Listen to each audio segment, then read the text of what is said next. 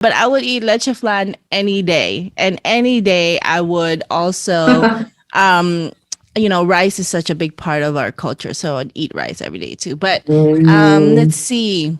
But you always have the perfect figure. How do you do that and still eat all the rice? No. There's no perfect figure here, Dr. Abby. It's just a perfect clothing to hide the figure. Oh, okay. We are heroes and dreamers. We are restless believers, stronger than ever. Never say never. Don't look back now. Don't look back now. I also have one more thing about Meg, just to add. So Meg and I used to be enemies.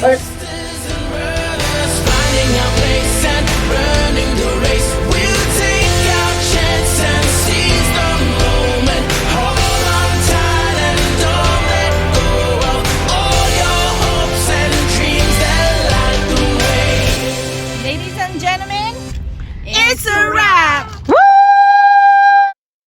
Hello, everyone. Welcome to another episode of All Abroad Podcast. And today, you're here with me, Sweeney, and we have a very special guest. And I've actually met her through Clubhouse. Do you guys remember Clubhouse? I feel like we're at a time where we have to say now, do you remember Clubhouse?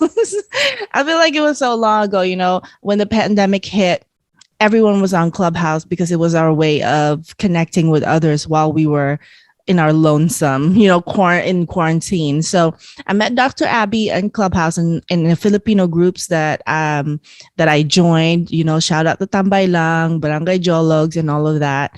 And so I really loved Dr. Abby's way of thinking. And then I got to know her more and we started hosting our own little rooms, which I kind of miss. And hopefully we get back to it, because one day I logged in to see, and there's a lot of people that signed in to be a member of that little club that we started on Clubhouse. And so Dr. Abby is, as you hear me saying, Dr. Abby, she's a psychologist, and I'm going to let her introduce more about herself today. But without further ado, I'd like to bring Dr. Abby on the screen. Welcome, Dr. Abby. Hi, Sweeney, and the entire online audience and gang. I'm so excited to be here. I'm second generation Filipino American. I grew up in the Filipino community, traditional parent. I got my education, my undergrad in communication studies, went on to do my master's in management, and then I did my PhD in industrial organizational psychology, which is psychology of the workplace, because you really need to dig into the psyches of those people that you're managing. It came time for my dissertation, or throughout your doctorate, they tell you, think of what you're going to study. And I remember thinking, well, I'm unique in the fact that I'm a Filipino American, second generation. So I have these different feelings and experiences. And then I learned about, I looked more about our experience, and I thought about the glass ceiling. So the glass ceiling everyone talks about is, when the women and the minorities, they're in their companies, they're ready to get promoted. And it's like, what? There's a ceiling there that was glass. I didn't see it before. It's like an invisible barrier that says, yep, this is the highest you could go. Good luck. So Jane Hyun wrote this book called Breaking the Bamboo Ceiling. And I was really intrigued. And it was all about the glass ceiling for Asians. And so I looked at myself, I looked at things in my journey where I was like, yeah, it's true. I did learn to be quiet, be quiet enough, just stay there, eat your food. And I was like, yeah, growing up, I was really focused on just being quiet and being respectful and being obedient, humble and low, just keep humble. And I was like, that's not gonna fly if I really want to move up. And so I did my study, my dissertation, my research on 473 Filipino Americans. That's a lot. And I was so surprised that out of those Filipino Americans, some of them there was this steady, relationship. So every single time somebody was high in Filipino adherence, holding on to their culture. They were low in assertiveness. And then it went statistically significant in both directions. There were some Filipino Americans like Sweeney who were higher in their assertiveness and didn't have so much of the Filipino values, which made you made you more quiet and humble. Last July, I got an email. I didn't even apply, but I got an email. Someone had been watching me online and said, would you be interested in doing a TED Talk?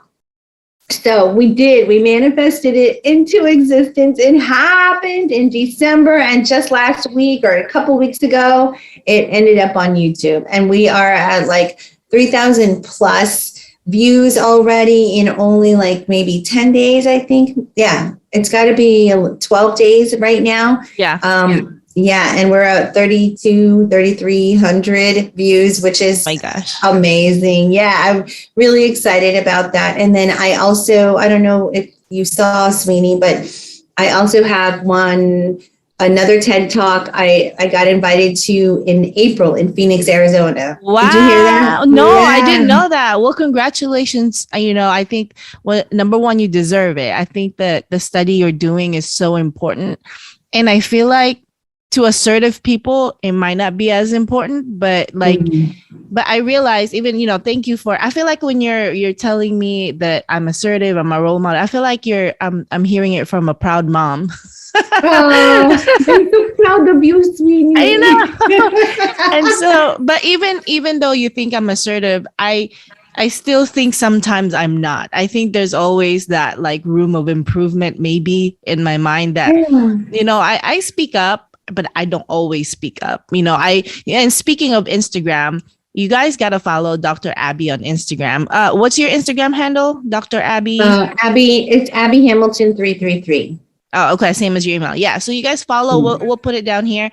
Follow her on Instagram because I love your it's not a skit. It's like little vignette videos where you kind of like tell a story behind, a lesson that you're trying to teach people. And it's to me, at least, it's very effective because like I understand your point. Like I was watching earlier your point about telling the truth. Like, yeah, telling the truth is important, but should you tell the truth all the time, or to what level? Like you should, you can't tell people your cooking is disgusting, and that's how you break relationships. So I love those video vignettes that you do because they make sense to me. If you need to send money to the Philippines, we have the app that is right for you. Download the SendWave app now, available on Google Play or Apple Store. You can send money to your loved ones in the Philippines without paying any fees. The recipient can receive their money through GCash, through cash pickup at their partnered locations, or directly to their bank account.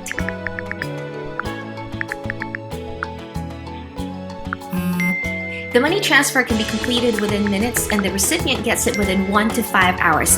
That is lightning fast. Well, in terms of sending money to the Philippines, that's pretty fast. So download the SendWave app today and select the Philippines flag. When prompted, enter the promo code ALLABROAD to get a $10 bonus or 500 pesos. If you forget to enter the promo code, you can still do so by selecting the upper right-hand corner, the person icon, and finding the promo code field. Remember, the promo code is ALLABROAD.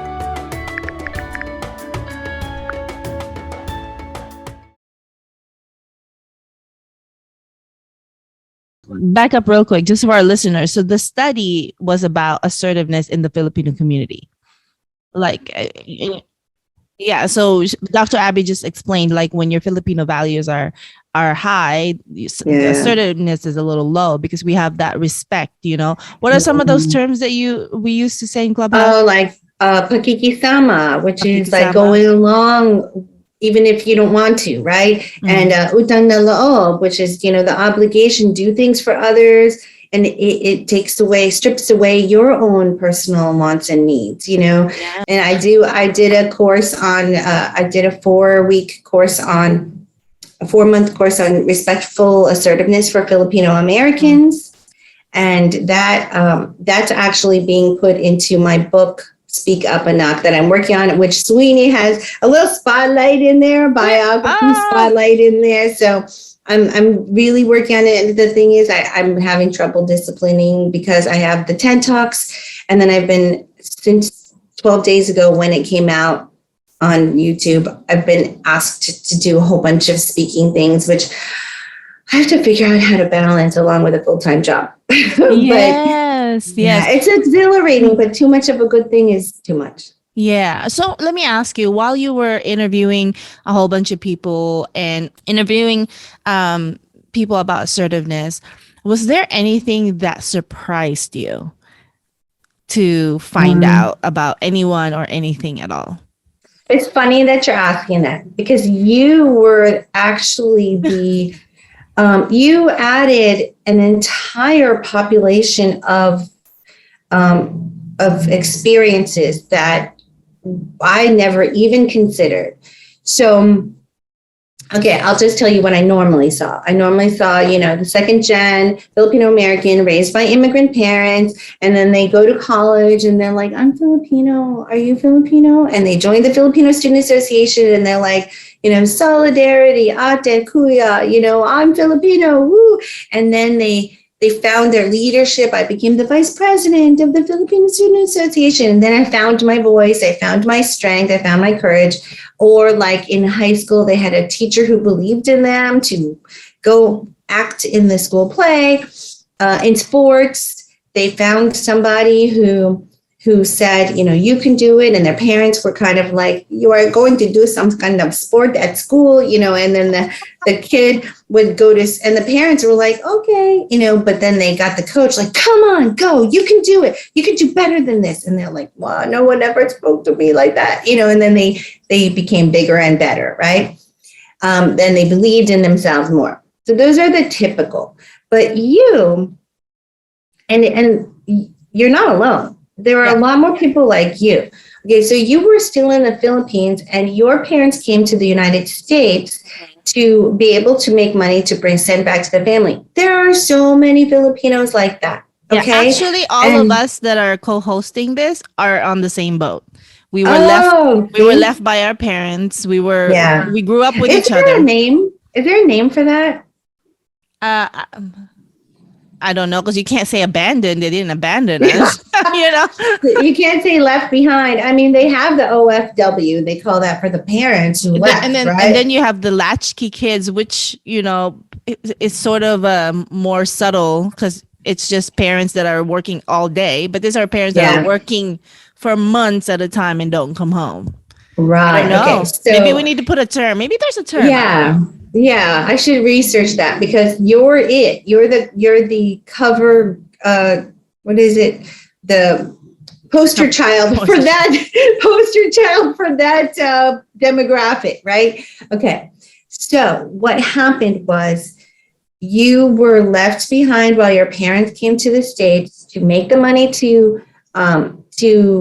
send back to you, to support you, because they couldn't support you with the income they could make in the Philippines, right? And the thing, what I remembered, and tell me if this is right, is you were 10 years old and you had your 4-year-old sister. Was that correct? We have a 9-year difference. So kind of the same, yeah. 4 plus 9, so 13. 13. Okay, so she was 4 years old. A 13-year-old with a 4-year-old sister. I mean, that's not like an 18-year-old who's like an adult who's taking care of a 4-year-old sister. You're still just a kid. Mm-hmm. And my biggest thing there was the fact that you had to, take care. You had the yayas, the people taking care of you, the maids and the cooks and that. But it was still you and her, and that's it. Mm-hmm. And my biggest thing was where you said that there were days that your parents' money didn't come in time, and you had to work deals with the store owners in the neighborhood to give you food that you would pay them back later. I'm like, what 13-year-old kid does that kind of thing? So you're scrappy. You're like, I will make it happen, whatever. I know in your job right now, you're like blowing them away with like, I'm going to do this. I'm going to do this. I'm going to do this. Like, who is this lady? Because when you were 13, you were forced to do that kind of stuff. You weren't like, I guess we just won't eat today. Yeah, exactly. You're like, I'm going to make it happen, whatever. So that was really shocking to me. And that is, that caused you to become someone that I bet in your circles, some traditional Filipinos and maybe peers didn't like about you because you were not fitting in the mold of that proper, quiet, respectful, mahinhin, like all the like proper ways to be. But it used to be like that even in the workplace. It's so funny you said that you don't fit in the mold. I never felt like I fit in the mold, but I don't. But I think there's a beautiful balance with me being a Pisces, where I go with the flow, and I also know how to be a chameleon. So no one was really like, I don't like her, because actually when we have like those retreats, and then we write like letters to each other, I never get like bad letters. It's always like good, like it's nice to be a friend of mine or stuff like that. And some friends would have those like truth letters, like I didn't like when you did this. Does that make sense? We call that palanca. Palanca letters. And when it's really hard to be assertive sometimes in dating, that's really tough to like, okay, is it time to say this? Should I let him just keep going? Like, that's when it's tough to be assertive. At work, it's easy to be assertive, right? Like, well, at least for me. They're expecting you. Yeah, they hired you for that. Yeah, it's structured, you know what is expected of you. But when you get to know someone new, when you're in like the dating world, like you really don't know who that person is, how they take what you'd say, and all of that. I mean, there's a point where you're assertive so you can, express what you're looking for. But sometimes when you don't like the way things are going, but you just met them 2 weeks ago, it's like, is it time to say these things yet? Like, that's when it's like a little tough, to be assertive. But I think in that situation, as long as you remember that you're instead of being, I don't like what you're doing, you can go on this side of I always say it's like a tennis court, like bang, you try to hit the ball.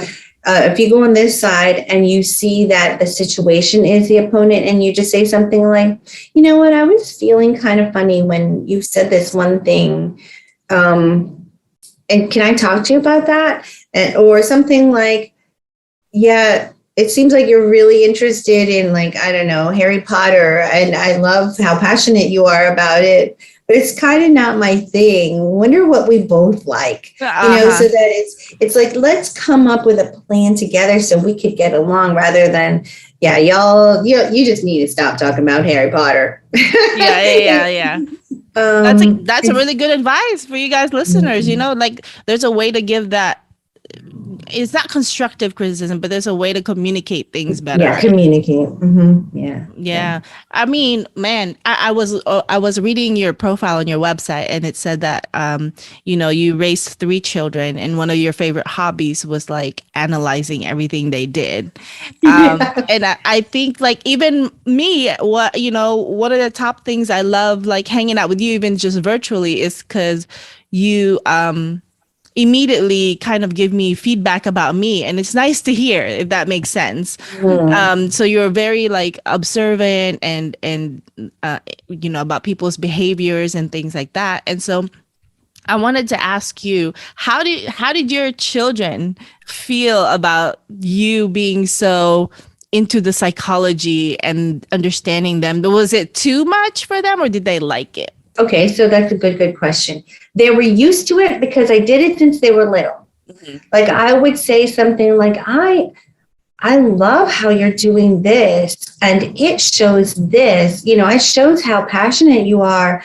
And, what would be so cool is if you added that, if you showed, I don't know, if you added to that something else. Or I would tell them stories. All the stories you guys hear on Instagram and YouTube, and those are all the stories that I would tell the kids in our long drives to and from school. Yeah. And I know that because my daughter said, hey guys, I just want you all to know that my mom has an Instagram. And for those of you who keep saying that I was raised really well and how did I learn all these different things, just watch my mom's Instagram, because that is what we heard every single day.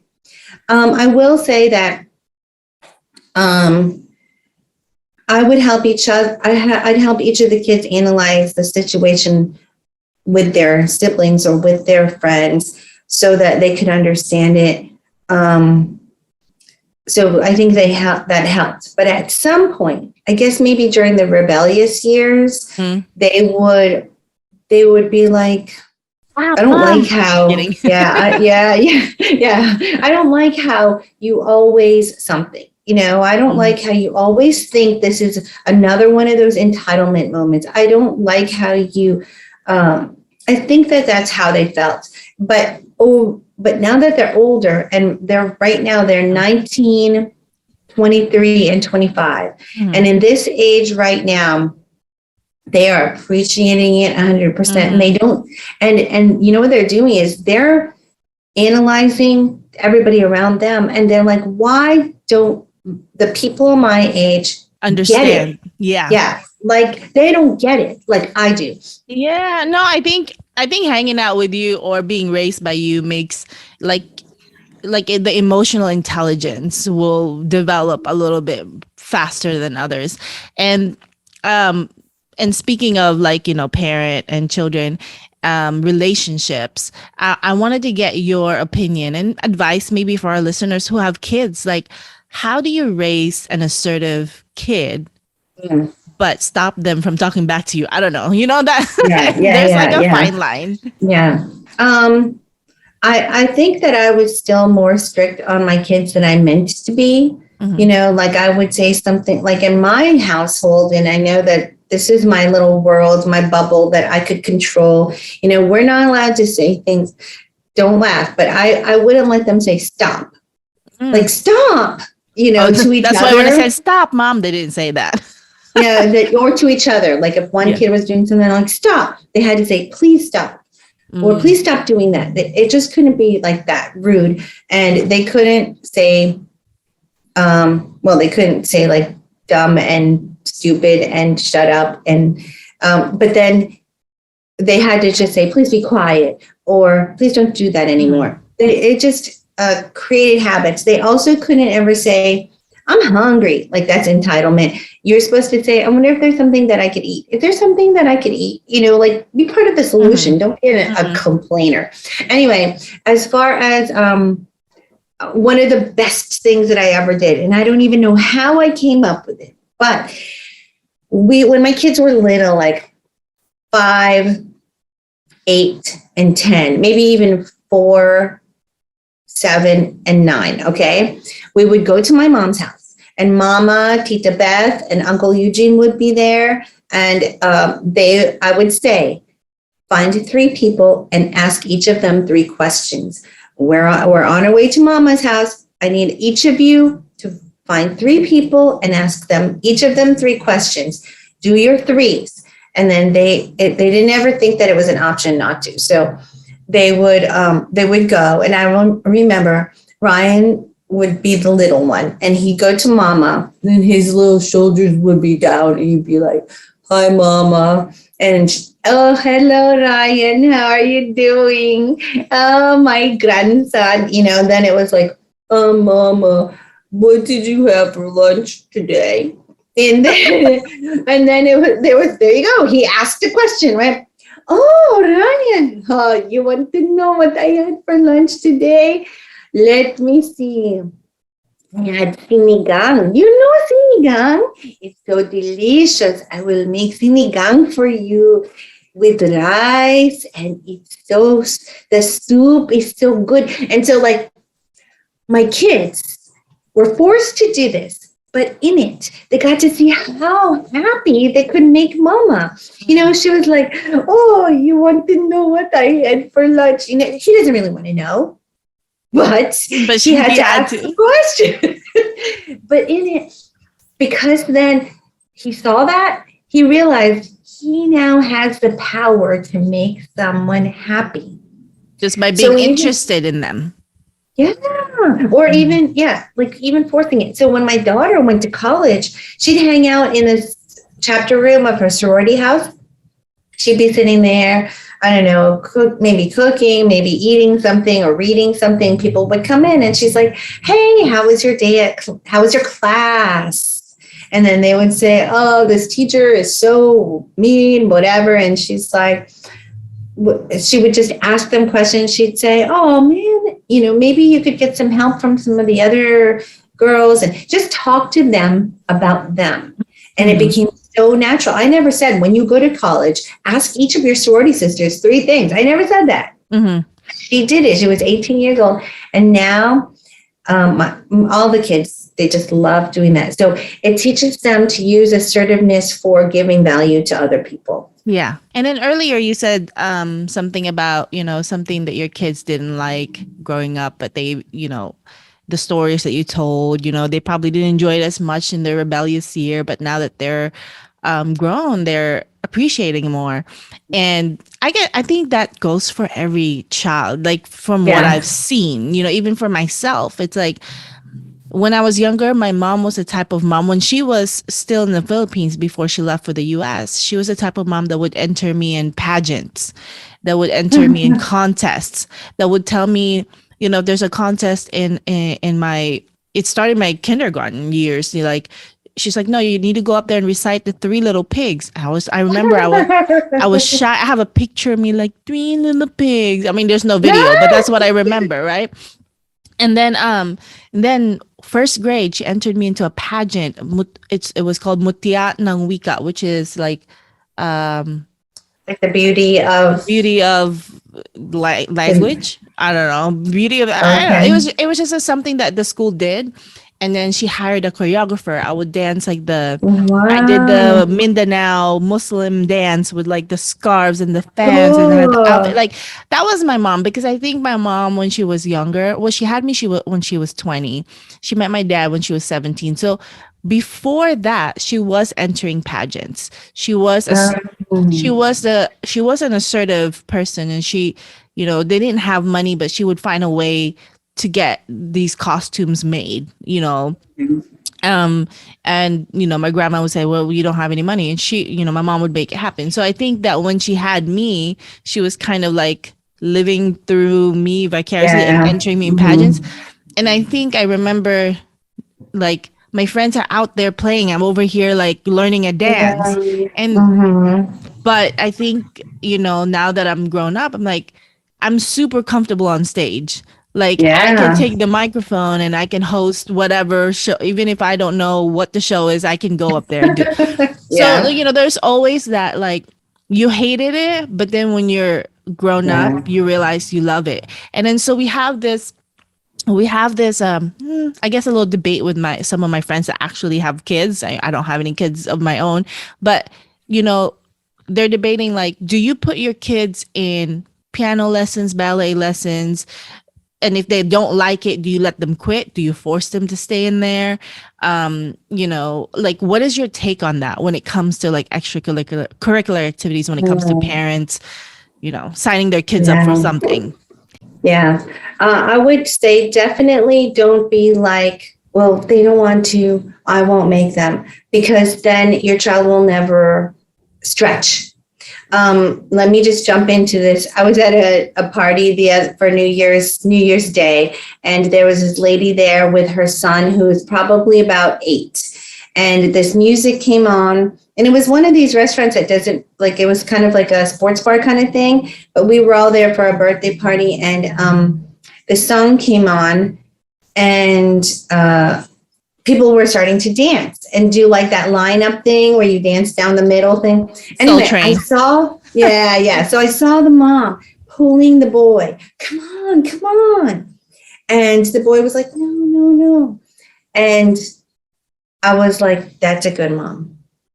Because he ended up doing it later. And actually I met the older daughter of that mom, and man, that older daughter, she's like you, Sweeney, and she's only like 14, and she is so refined and so confident, and it's because of that kind of mother. But then I would say there's a balance, because you want to force them, but then you don't want them to go to therapy because they're miserable. Right. which is which is actually a real reality in my family. My son, we wanted him to be in football, and he wanted to be in the IB program. I don't know if you know what that is, but it's a very intense high school program. And so to do both was close to impossible. And he ended up having to go to therapy, and he ended up quitting the football. Did he quit during the middle of the season? I think so, but it was just too much. And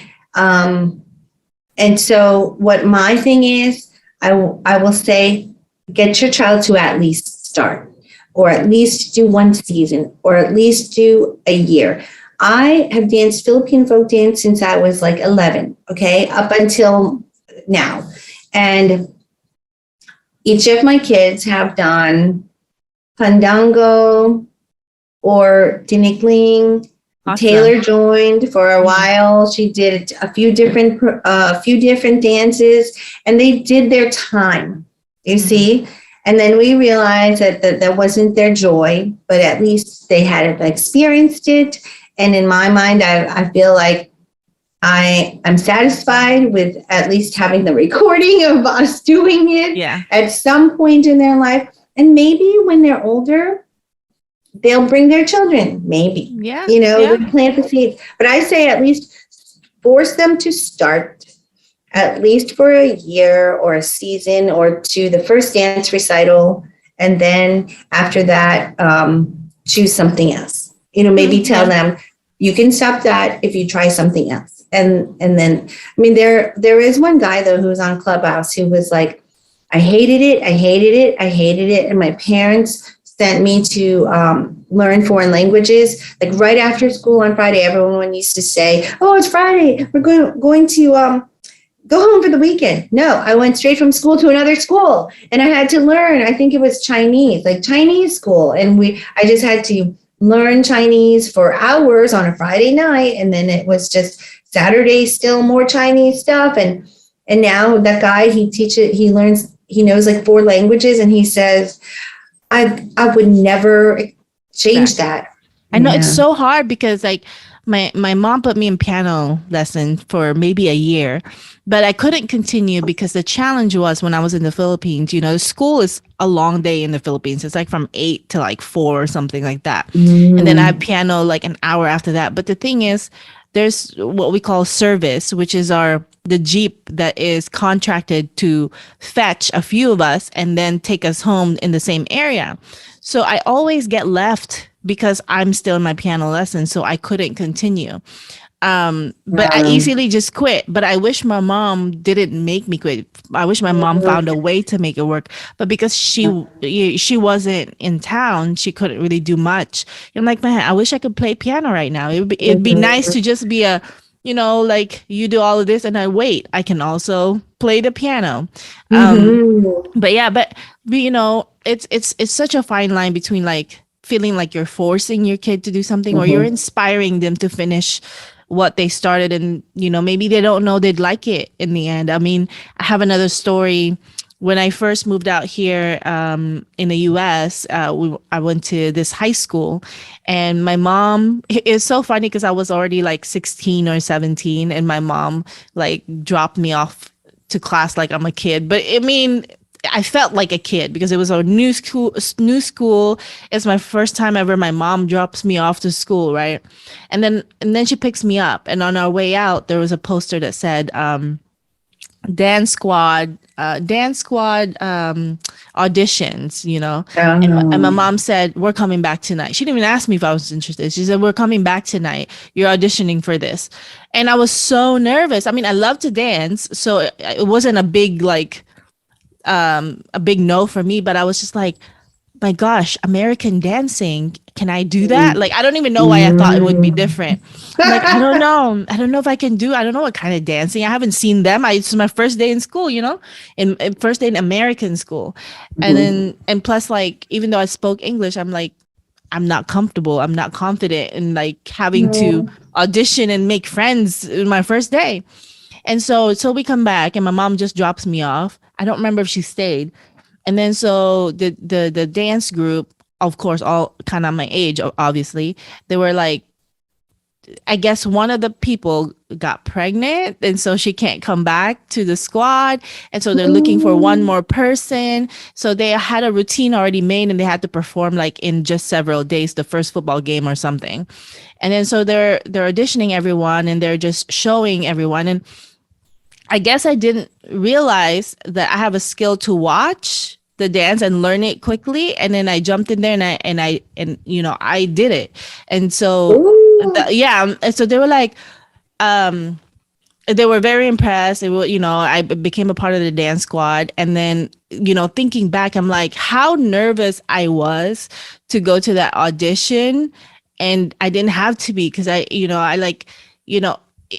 that moment taught me something, which is like, whatever I have to face next, to not be so nervous, because you don't know, it could just be super easy and you just stress yourself out for nothing.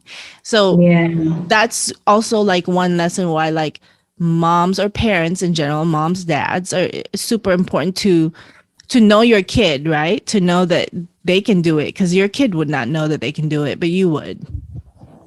Yeah, I'm maybe like gentle pressure, which is still pressure, but just, push. Yeah. You just said something that made me think of one of my posts this past week. It said today, and I don't know who the original author of this quote is, but I loved it. Today is the tomorrow that you worried about yesterday. Right? So you have the same attitude my son has, where he's like, we'll figure it out. A few years, like 9 years ago, they found out that I had precancerous cells, and I had to have surgery. And once I had surgery, they would be able to see and test it to see. It was my uterus. So there's TMI. But they said that while I was under in the surgery, they were going to test it and see, was it full blown out cancer, or was it just a little bit? And my son was only about, I don't know, was it maybe, he was 15 years old, 14 years old. Anyway, he said to me, Mom, if you don't have cancer, that's good. That's good. And I said, I know, right, son? It's true. If I don't have cancer, that's good. And he goes, he goes, it'll be fine. And then I go, and then he goes, but if you do have cancer, it'll be fine. Because whatever it is, we're going to figure it out. Like we'll get there. We'll do whatever the doctor says. We'll just do it. And, like we don't have to get all like, oh, yeah, like you were about the dancing, like, oh, no, I'm going to get there and it's going to be awful. No, now hey, listen, if I get, to the edge of a cliff and I have to jump, I'll figure it out. I'll do it gracefully, Sweeney says. Something like that. Figure it out. Like nothing scares you. And I'm still, I don't know. I don't think that I'm as fearless as you are. But like, for example, the TED Talk stage, I was like, we'll figure it out. Just go, and I had practiced so many times that I don't think I could mess up. And I didn't, but I did add a little on the actual moment. Mm-hmm. And then now, like making my YouTube and my daily videos, like I get ready for work every day and I go right to the camera, I do a little video and then leave. And I'm like, it is what it is. You just figure it out. What's scary anymore? What are you scared of, Sweeney? Yeah. Are you scared of anything? Me? Are you asking me for real? Yeah. I want to know what Sweeney May would be scared of in this world. I can't think of one thing. What would it be? No, I mean, scared might be so harsh, but I think public speaking, I'm not scared of public speaking, but when I'm speaking in public, I do get stressed that I will not find the words that I'm trying to say. And then it's like, I can't just say it in my language if I can't find it in English. Like it doesn't work that way. And it's happened before where I think that's what I get worried about. Like when I'm speaking that I can't find my words. So now I have to, there's this trick when you speak another language. If you can't find the words, now you have to kind of explain what you're trying to say. Yeah. You could have just used this one word, but you couldn't find it. So now you could look like you're a little frazzled, like, that one, and then you now have to explain it. And I'm like, so that's usually what I don't like to feel when I'm speaking. Maybe, but I think if you ever did that, it would show a vulnerability. Yeah. You know what I mean? Like when I do phrases and I'll say something like, is that the right phrase? Then people are like, yeah, that's the right phrase. Yeah. Or no, it's like this. And like, you're on the ball. My mom used to say, I am rolling the ball today. Yeah. I mean, I when that happens, I try to, just use my comedic moments to say, sorry, it's my accent. I don't know. I just say something like that. But still, like you want it to be the flow. Like, I know exactly. So, I mean, that's one thing, and I think the other thing that I sometimes worry about, maybe fear, I don't know, is because we're talking about assertive, not speaking up when I should be. Because there's also times I could have spoken up, but I just don't. Because I'm like, what's the point?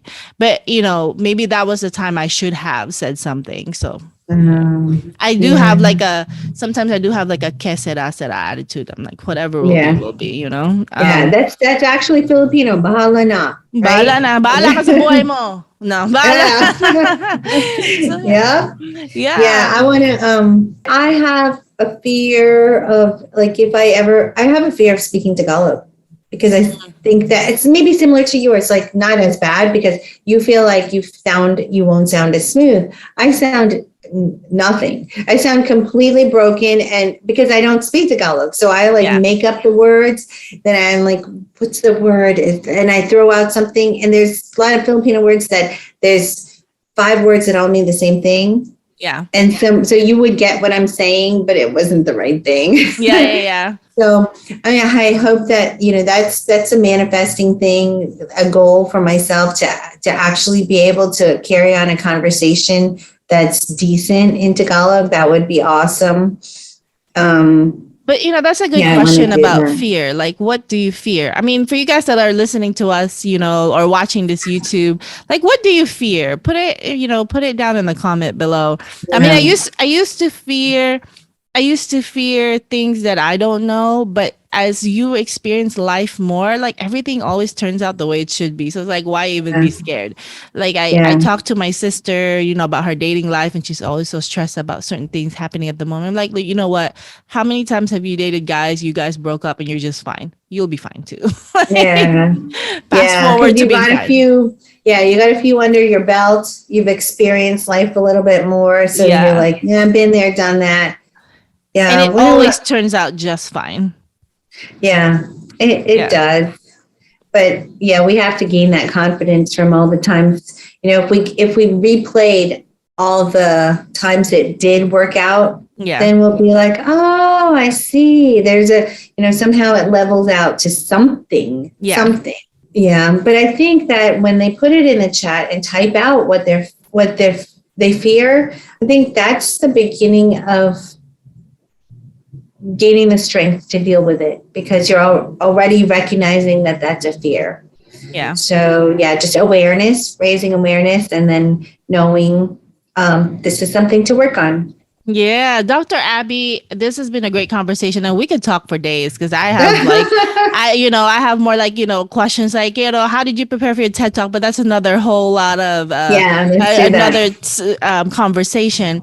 But what I really wanted today was to talk about assertiveness, which is a big part of the work that you do. It's like the major topic that you work on, and especially that our audience is mostly Filipino. So I hope that they got inspired today to, one, be more assertive, or find a way to be more assertive, or think of ways they could be assertive where they are not.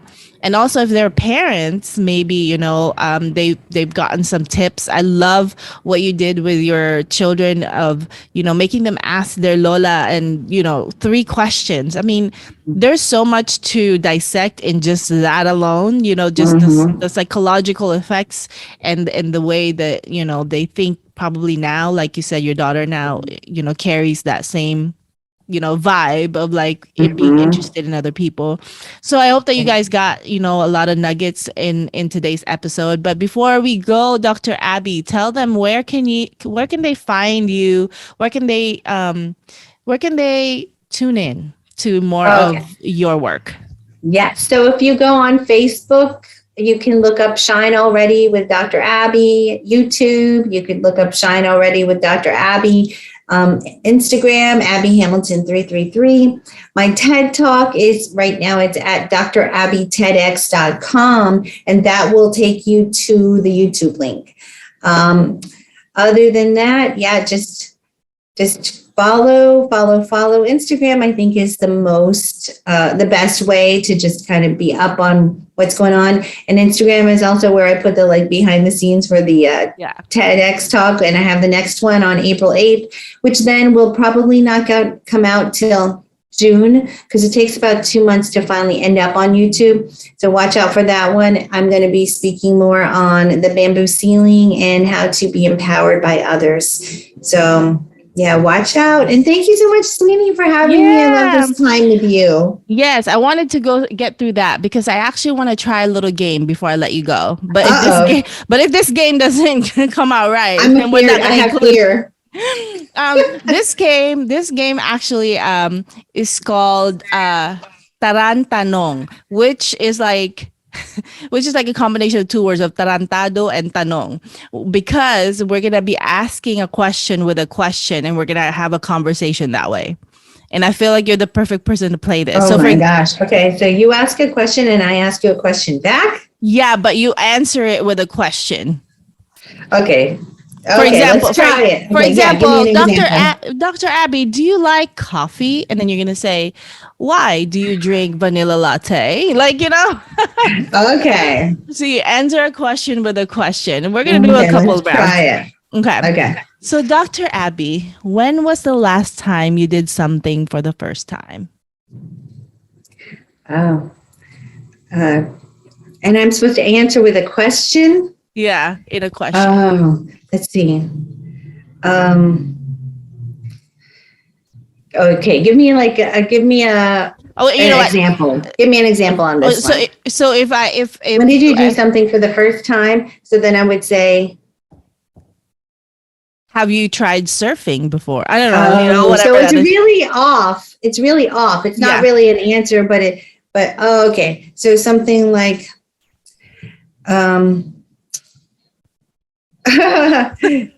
did you know that when you make sinigang, you're supposed to put the vegetables in last? Oh my goodness. I didn't know. But I have not had sinigang before. Have you had adobo with pineapple before? Does adobo with pineapple taste as good as sinigang with watermelon? Oh my goodness, sinigang with water. Oh, are those the green? Is it called the green ones, the watermelons? Because they put that on there, don't they? No. Someone in the Philippines said they went to a restaurant. There was big chunks of red watermelon in the sinigang, and it was amazing. So I want that. Oh my gosh, we talk so much about food, but did you know that my favorite food is dinuguan? What's yours? Did you know that when you eat carioca and it tastes good, it doesn't really have any calories? I don't even know what carioca is. Maybe I should know what carioca. What is carioca? It's like carioca is, well, I'm going to just answer. Okay. Carioca is like sweet rice dough that is put in a big round ball like this, and it's caramelized with sugar on the outside, and it's deep fried so that it's crisp on the outside. Yes. It's stuffed on the inside. There's other names for it depending on the Philippines. So I've had it before. I just did not remember. But speaking of rice and calories, what is your favorite dessert? Do you sprinkle sugar on palitaw? Palitaw. I love palitaw. I do sprinkle sugar on palitaw. But when was the last time you had leche flan? That's my favorite. Oh gosh. Is leche flan normally part of Christmas traditions? I'm not sure. I'm not That's sure, good. but That's I will. good. Yeah, but I would eat leche flan any day, and any day I would also. Um, rice is such a big part of our culture, so I'd eat rice every day too. But let's see. But you always have the perfect figure. How do you do that and still eat all the Oh rice no. There's no perfect figure here, Dr. Abby. It's just a perfect clothing to hide the figure. Oh, okay. That's the Perfect secret. clothing and perfect angle. That's Oh, but don't that's catch the me naked. secret. It's not gonna be pretty. Oh, that's okay. But anyway, that was the game. It was, all Yeah, right, let's that's see if cool. You have to really think quick on your feet. weird. Yeah. Weird, and like just be quick. Like, how can I? And then the usually the game is like to put the other person off. Like, oh shoot, okay, how do I? Yeah. It was weird. It Yeah. was very. That's cool. I never heard that game before. Yes. Well, I watch a lot of Filipino YouTube content lately, and then they always come up with like the weirdest games. And I take notes because I'm like, I want to play that with our guests. Yeah, that's cool. Yeah. So thank you so much for your time today, Dr. Abby. I appreciate it. Once again, thank you guys for tuning in to All Abroad podcast. You can listen to us on Spotify, iTunes, or Apple Podcasts, Pandora, all of the podcast platforms. We're there. And also we're on YouTube. If you want to put the face on the voices that you hear, you can tune in on YouTube as well. And please make sure to like and subscribe, because we appreciate all the likes and subscribers that we have and the comments that we get. And be sure to also follow Dr. Abby's journey as she's working on this very important work, actually, to teach us Filipinos how to be assertive. Yes, and hopefully one day in person. Oh my gosh, right? Yes. Yes. Hopefully one day. So have a good day. Again, thank you for your time. And I'm glad you already did the church thing. I'm going to have to figure out the rest of my Sunday. It's only 9 a.m. over here. Oh, yeah. Okay. All right. Thank you. I love you. Bye. Love you. Bye. We are